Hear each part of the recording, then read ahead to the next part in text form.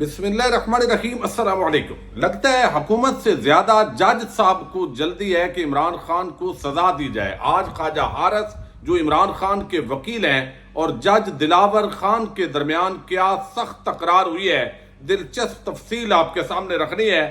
مال مفت دل بے رحم، کس طرح موجودہ حکومت کے وزراء نے، اراکین نے عللوں تللوں میں پیسے خرچ کیے ہیں۔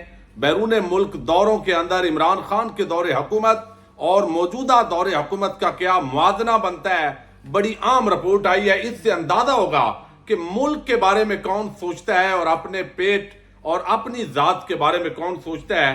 یہ تفصیل بھی آپ کے سامنے رکھنی ہے۔ اور حکومت کا بوریا بستر گول ہونے جا رہا ہے، اور اب باقاعدہ طور پر آج شہباز شریف نے ایک کمیٹی تشکیل دی ہے۔ اس کمیٹی کے اندر کون کون شامل ہے، نگران حکومت کے حوالے سے کیا مشاورت کا آغاز ہو چکا ہے، بڑی ڈیولپمنٹ ہے۔ اس پر بھی ہم آج کی ویڈیو میں بات کریں گے۔ امید ہے آپ سماعت کریں گے اور اپنے قیمتی فیڈ بیک سے ضرور آگاہ کریں گے۔ اس وقت جو ہے وہ عمران خان نے تو گزشتہ روز ایک تقریر کی، اور آج ایک مرتبہ پھر جو ہے وہ ان کی تقریر آپ سن رہے ہیں۔ لیکن اس کے ساتھ ایک اور بڑی بات ہے جو خواجہ آصف نے گزشتہ روز ایک ٹی وی انٹرویو کے درمیان کہی ہے، لیکن اس پر زیادہ فوکس نہیں کیا گیا۔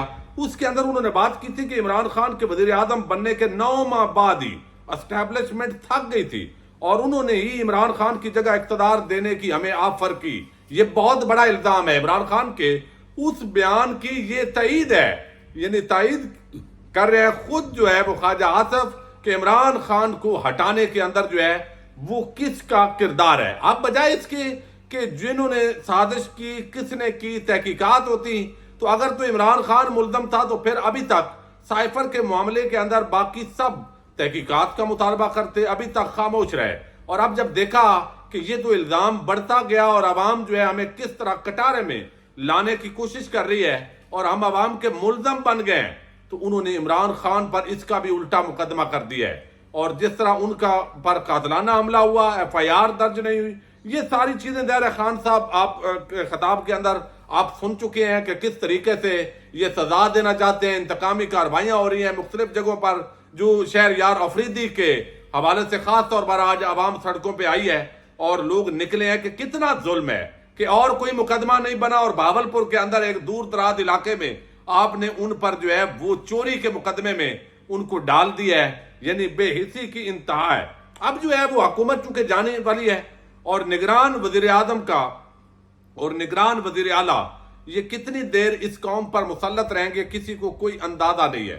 اس وقت محسن نقوی جو بظاہر اس وقت قابض وزیر اعلیٰ اس کو کہہ سکتے ہیں آپ کہ یعنی کوئی آئینی قانونی، چونکہ آئین اور قانون کا کوئی سوال ہی نہیں کر رہا، کوئی نہ چیف جسٹس کو فکر ہے نہ ججز کو، روٹین کے مطابق سب جو ہے وہ نیچے بیٹھ کے ہیں۔ اور اب جو ہے وہ جہاں پر افتتاح کرتے ہیں موصوف، تو وہاں نگران وزیر اعلیٰ لکھا بھی نہیں جاتا، فل وزیر اعلیٰ جو ہے وہ لکھا جاتا ہے۔ کس نے اپوائنٹ کیا اور کہاں سے یہ جو ہے وہ نزول ہوا اس شخص کا، اور کس کردار اور کماش کے لوگ اس وقت جو ہے وہ مسلط کیے گئے ہیں۔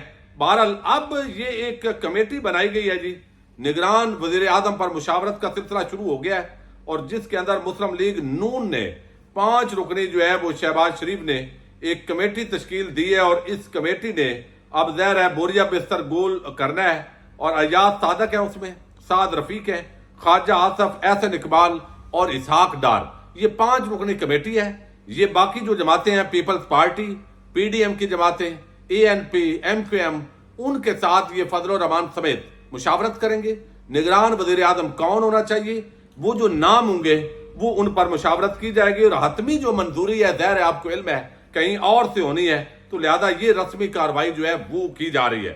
دوسری طرف آج ایک رپورٹ آئی ہے، زید گشگوری یہ رپورٹر ہیں 92 نیوز کے، اور انہوں نے یہ سٹوری دی ہے کہ موجودہ دور حکومت کے اندر جو وزراء نے اور حکومتی اراکین نے بیرون ملک دورے کیے ہیں، ان دوروں پر کتنا خرچ آیا ہے، اور عمران خان کے دور حکومت کے اندر اتنے ہی جو وزٹ تھے ان پر کتنا خرچ آیا، یعنی عوام کے پیسے کے بارے میں کون سوچتا ہے زیادہ کہ بھئی خرچ نہیں کرنا۔ اب یہ جو رپورٹ ہے یہ بتاتی ہے کہ پیپلز پارٹی، نون لیگ اور یہ جتنے وزیر اس وقت چونکہ یہ بالکل مفت کا مال سمجھ کے پاکستان پر یہ مسلط ہوئے ہیں، بتایا گیا ہے کہ موجودہ حکومت کے وزیروں مشیروں نے بیرون ملک دوروں پر پچھلی حکومت کے مقابلے میں 150% زیادہ رقم خرچ کی ہے. 150%. سرکاری دستاویزات کے مطابق موجودہ حکومت کے وزیروں اور مشیروں کے 25 بیرون ملک دوروں پر 8.5 کروڑ روپے کے اخراجات آئے. پچھلی حکومت جو عمران خان کی تھی، وہاں اس وقت جو کابینہ کے اراکین تھے، یہ اس کے اندر بتایا گیا کہ یہی رقم، یعنی ایک طرف آپ دیکھیں کہ اس کے اندر ایک طرف 8.5 کروڑ خرچہ آ رہا ہے، اور عمران خان کی دور حکومت کے اندر 2021-22 کے اندر جو 22 بین الاقوامی دوروں پر صرف 3.5 کروڑ خرچہ آیا ہے. کہاں 3.5 کروڑ اور کہاں 8.5 کروڑ. یہ ابھی بلاول کی شاہ خرچیاں وزیر اعظم، وہ اس کے علاوہ یہ رپورٹ ہوگی. وہ کہتے ہیں 2020 سے 22 تک وفاقی کابینہ کے ممبران کی بیرون ملک دوروں کی تفصیلات حاصل کی. موجودہ وفاقی وزیر صحت قادر پٹیل کے بین الاقوامی دوروں پر اب تک 1 کروڑ 30 لاکھ روپے خرچ ہوئے. وفاقی کابینہ کے پچھلے 3 سال کے دوروں پر مجموعی طور پر 12 کروڑ روپے خرچ ہوئے، اور نوید قمر اور شیری رحمان یہ 65 لاکھ، اور پوری تفصیل مفتاح اسماعیل 45 لاکھ، عائشہ غوث نے 41 لاکھ روپے خرچ کیے ہیں، عبد الرزاق داؤد نے بیرون دورے پر 40 لاکھ خرچ کیے اس وقت. اور یہ ساری جو تفصیلات ہیں، تو یعنی 150% زیادہ اخراجات کیے گئے ہیں. چونکہ موجیں لگی ہوئی ہیں، یہ آئے ہیں، یہ تو آئے یہاں پہ لوٹنے کے لیے ہیں شاید، یا باقی موج مستی کے لیے. یہاں پہ جو وزیر خارجہ ہیں وہ تو ملک کے اندر رہتے ہی بہت کم ہے.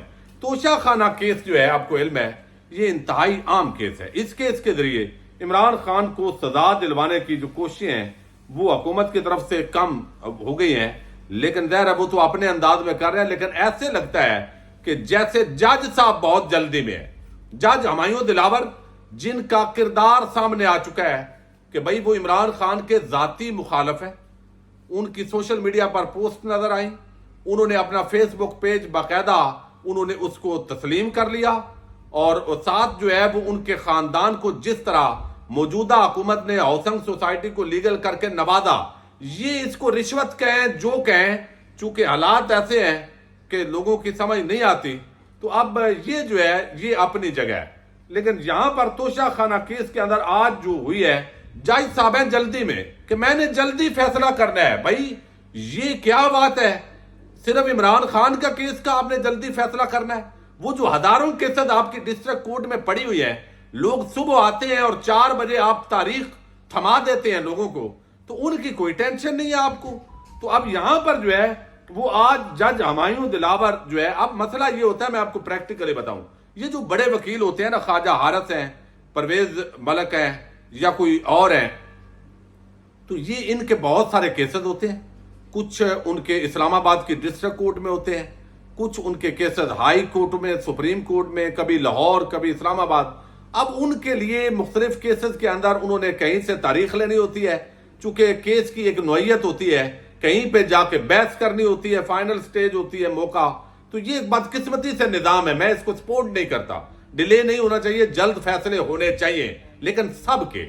یعنی آج اسلام آباد کے اندر ایک غیر قانونی طور پر کہا گیا کہ ٹھیلے والا اور ریڑی والا غیر قانونی طور پہ تھا، اور اس کو سزا سنائی گئی جج صاحب کی طرف سے. اور یہ بھی کہا گیا کہ اس نے مسجد فیصل مسجد کی جگہ پہ قبضہ کر لیا ہے، لہذا 3 مہینے اس کی سزا کم ہے. یہ جج صاحب کے ریمارکس ہیں.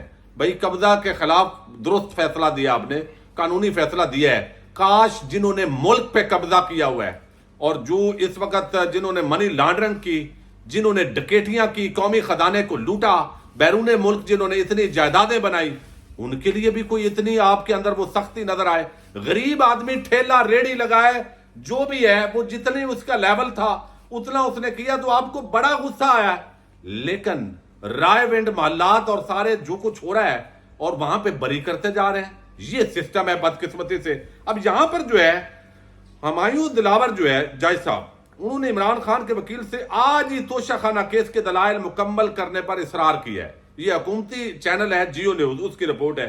جبکہ خواجہ حارث پیر تک انہوں نے کہا بھائی سماعت ملتوی کر دیں، میں مصروف ہوں، میں نے اور کیسز کے اندر اور عدالتوں کے اندر پیش ہو رہا ہے. لیکن فاضل جج نے کہا کہ جمعے کے بعد دلائل مکمل کریں، یعنی آج جمعے کے بعد، حالانکہ چھٹی ہو جاتی ہے، لیکن میں ادھر ہی ہوں، ذرا آپ دلائل مکمل کریں.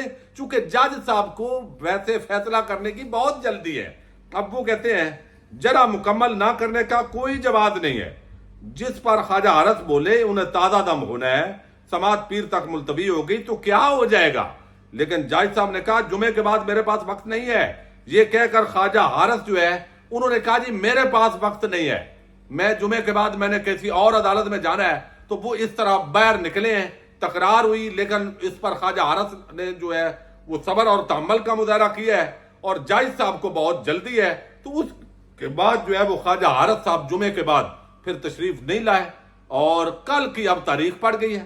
خواجہ حارث کہہ چکے ہیں سوموار کو آؤں گا، تو کل جاج صاحب کہتے ہیں بھائی آپ جو ہے وہ آئیں اور فائنل بحث کریں، چونکہ عمران خان کا یہ مقدمہ جو ہے کسی کنارے لگانا چاہتے ہیں جاج صاحب، زبردست قانون اور انصاف کے تقاضے وہ پورے کر رہے ہیں، اور ان کے فیملی کی جو ہاؤسنگ سوسائٹی ہے اس کو 4 چاند لگ گئے ہیں۔ ڈپٹی کمشنر ضلع کا وہ کہہ رہا ہے کہ ان کی جو باقاعدہ جو سوسائٹی ہے یہ ضلع کی واحد سوسائٹی ہے جس کو ہم نے NOC جاری کر دیا ہے، لہذا یہاں آپ خرید و فروخت جو ہے اوپن کر سکتے ہیں ٹینشن فری ہو کے، جس کی مارکیٹنگ ڈپٹی کمشنر ضلع کا کر رہا ہے، اور ابھی حالیہ دنوں کے اندر تو وہ جج صاحب یقیناً کیا کریں گے قوم کو پتہ ہے۔ بہرحال یہ عجیب، آج اسی طرح جو عدت والا کیس تھا اس پر بھی بات ہوئی، لیکن میں کوشش کروں گا اگلی ویڈیوز کے اندر اس کا بھی تفصیل آپ کے سامنے رکھوں۔ اجازت دیجیے گا، اللہ حافظ۔